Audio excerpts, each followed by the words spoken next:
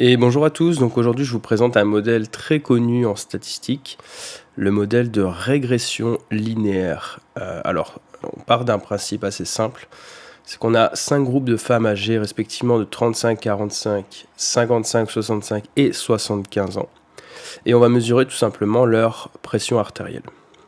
Donc on obtient ces données ici. De ces données, en fait, on va déjà les visualiser. Donc ces données visualisées nous permettent de voir qu'il y a potentiellement une relation linéaire entre ces deux variables. Et donc pour ça, on va venir tester ce modèle avec ce qu'on appelle une régression linéaire, sur laquelle on va faire un processus d'estimation. Donc pour ça, on doit vérifier ici que les erreurs sont centrées. On doit vérifier l'indépendance et la normalité des erreurs. On doit vérifier que la variance des erreurs est constante. Et on doit supposer du coup que nos variables suivent le modèle, bien sûr. Pour ça, on va faire ce qu'on appelle la méthode des moindres carrés, donc les SCR. C'est une méthode qui consiste tout simplement à minimiser la distance entre les points et le modèle ici représenté par la droite. Pour faire ça, on va faire plusieurs calculs. Donc, on va estimer les coefficients bêta qui expliquent donc le modèle de régression. Pour ça, on va pouvoir faire différents calculs basés sur ici la moyenne des ZI, la moyenne des YI, le vecteur des valeurs estimées, l'estimateur de la variance et le vecteur des résidus.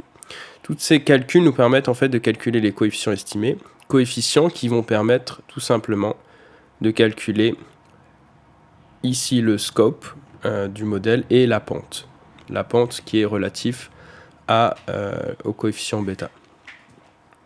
On a aussi la précision des estimateurs, donc estimateurs de mu et bêta, les covariances, etc. pour après obtenir la matrice de variance-covariance.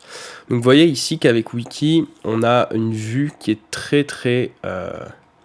alors certes, c'est une vue graphique un peu complexe auparavant, mais le modèle en lui-même est complexe.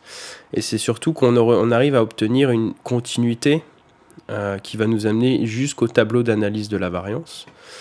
Pour comprendre est-ce que le modèle explique bien les données ou pas, avec un test ici de Fisher relatif à ce qu'on va appeler le R carré, qui est l'adéquation du modèle aux données, et donc indirectement le coefficient de détermination ou de corrélation, c'est la même chose.